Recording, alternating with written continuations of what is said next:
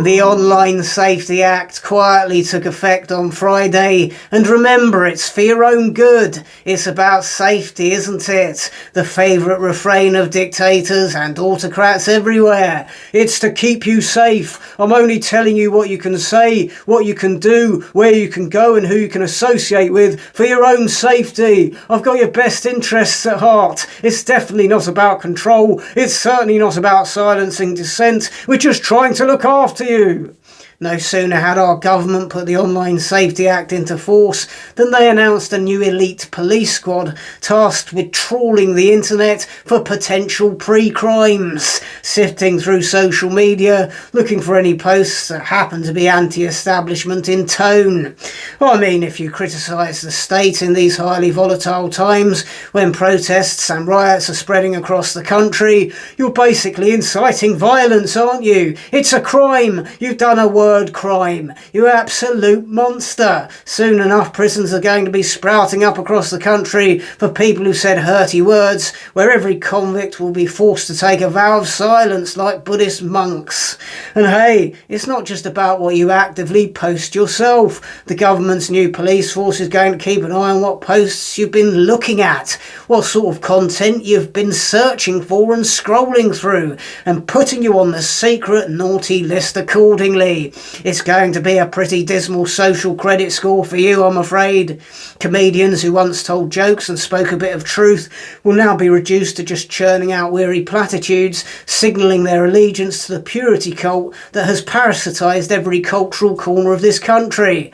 Oh no, sorry, my mistake, that's already been happening for the last 15 years. It's all a bit redolent of mid to late 20th century East Germany, isn't it?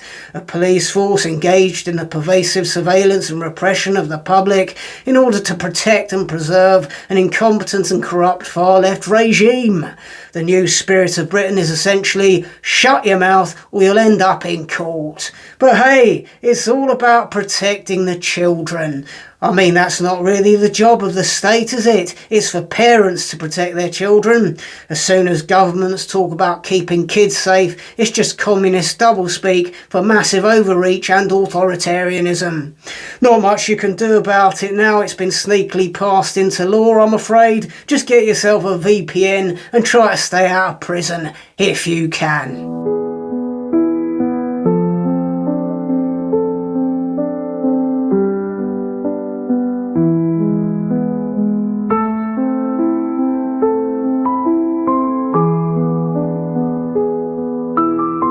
I mean, in theory, it's great that a US president is willing to give a British Prime Minister so much of his time. But in reality, whenever Trump holds a meeting with Starmer, it's like watching an old cat play with a dead pigeon. It's difficult to imagine any man looking weaker than Starmer as he sat awkwardly grimacing in silence, trying not to piss his pants, whilst Trump delivered an epic precision rant about everything that's wrong with Britain. Everything was laid out succinctly. Mass uncontrolled immigration is destroying Britain, taxes are out of control, wind turbines are a scam and a rip-off desecrating our countryside, and Sadiq Khan is a nasty little twerp. That's about everything covered, really, isn't it? Perfect summation from the fire-breathing orange oracle. At times it felt like Starmer was a hopeless contestant on The Apprentice and Trump was about to point his finger at him and tell him he was fired. I mean, someone needs to. Grey, dejected, forlorn, broken. Starmer's the physical embodiment of the expression dead man walking. How degrading that an American president could be far more in tune with the British people than our actual Prime Minister. How obscene that Trump took 5 minutes to outline a far more cogent plan for fixing this country's problems than Starmer has managed in over 5 years as Labour leader. Starmer travelled all the way to Scotland to sit submissively being roasted by Trump. The only way it could have been more cringe-inducing is if he'd bent over, pulled his trousers down, and Donald had come at him with a strap on and planted an American flag in the top of his head. Given that Trump is ostensibly in Scotland on a golfing holiday, Starmer could have at least brought a set of clubs with him and had a hack around with the 29-year-old to try and gain some sort of respect from the man. But that was too much to ask from the chubby, grey, gibbering slug who looks increasingly like he gets out of breath climbing out of bed in the morning. Never has a man looked less in charge of a situation. Starmer looked like he couldn't get out of there quickly enough. Trump, meanwhile, politely spoke of his like and respect for Starmer, presumably in the great tradition of American sarcasm. Trump went big, Starmer went home.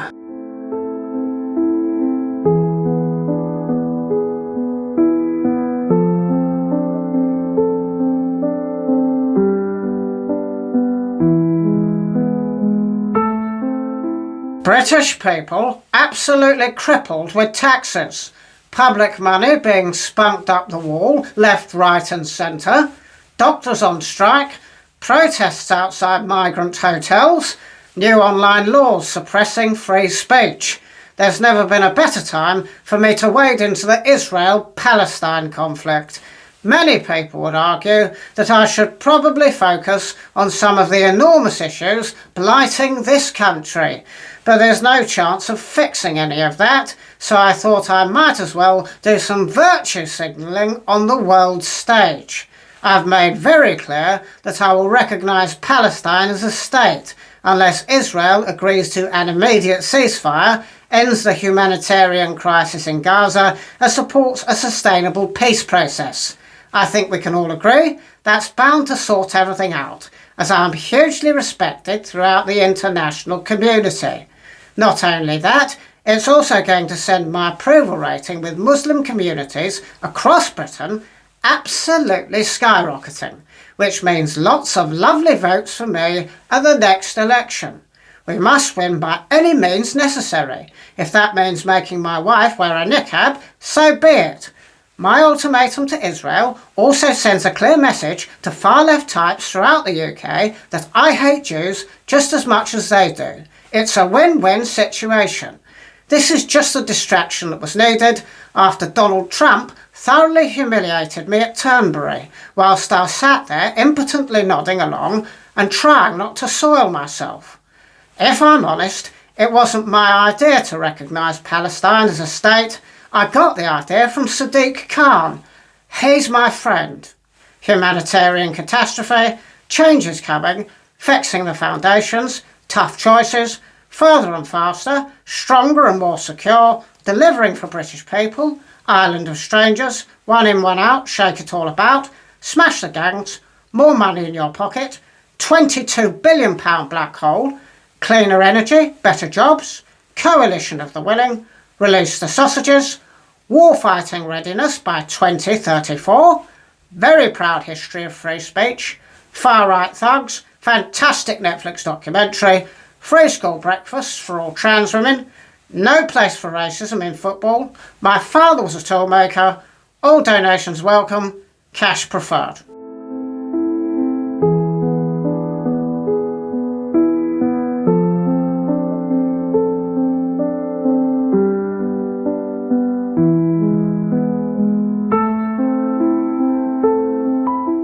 Incredible, isn't it? You think things have absolutely hit rock bottom in this country, and then somehow, against all odds, they get worse.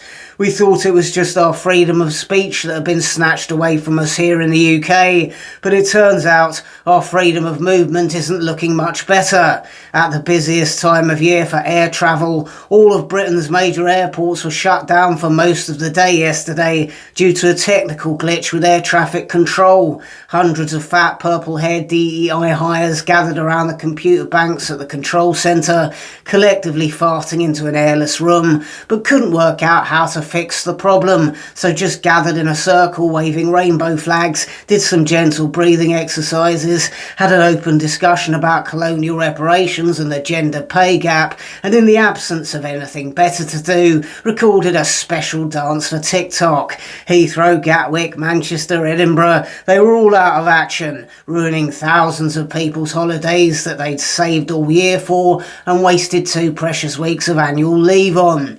No one complained, even the Karens couldn't be bothered, because what's the point? This is just normal everyday life in Britain now, isn't it? Nothing works because nobody knows how to do anything. Every job role is filled with a hypersensitive 30-year-old saddled with 50 grand's worth of student debt because they decided to do a BA in fifth wave feminism, intersectionality and basket weaving, and all it's done is made them fat, stupid, lazy, complacent and resentful.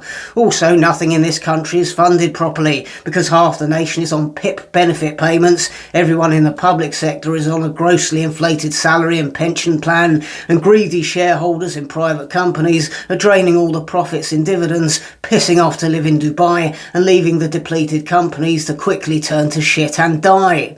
Meanwhile, thousands of people arrive at our coastline hoping for a better life in this country, not realising what a dysfunctional, corrupt, filthy, derelict hellhole it's become. Hordes of them arrive every day like pigs queuing up at a sausage factory, whilst those of us who spent our lives here wonder how to get the hell out, because clearly flying isn't the best option right now.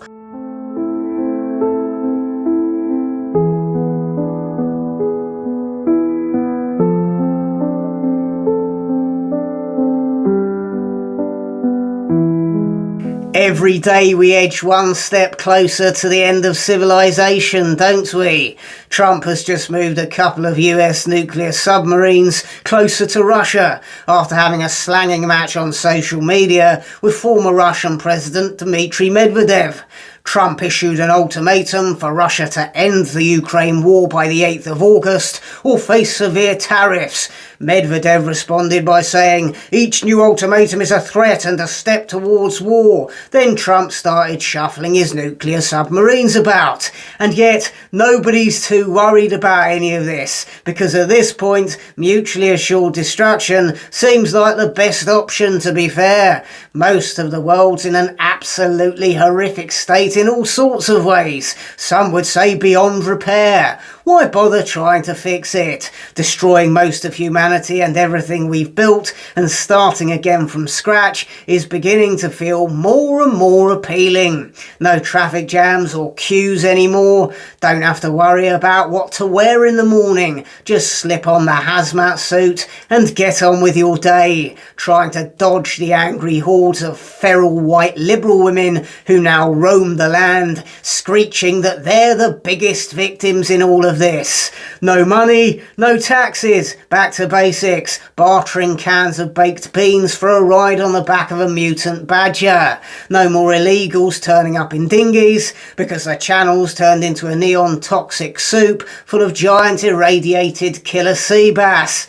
No more pedos and propaganda because everyone at the BBC has been vaporised in the initial blast. No more diversity and inclusion, just people of all colours and persuasions killing each other with their bare hands over a tin of corned beef. I mean, in an ideal world, we'd just obliterate the worst bits of the planet, the Middle East, China, North Korea, and most of Africa, and keep the rest of the world intact. But that's probably too much to ask, isn't it? No, let's nuke the entire bloody thing. Wipe the slate clean. I mean, no one's saying it's going to be easy or pleasant, but it can't be much worse than the diabolical shit we're currently living through. Fire away, Donald. We're all with you on this.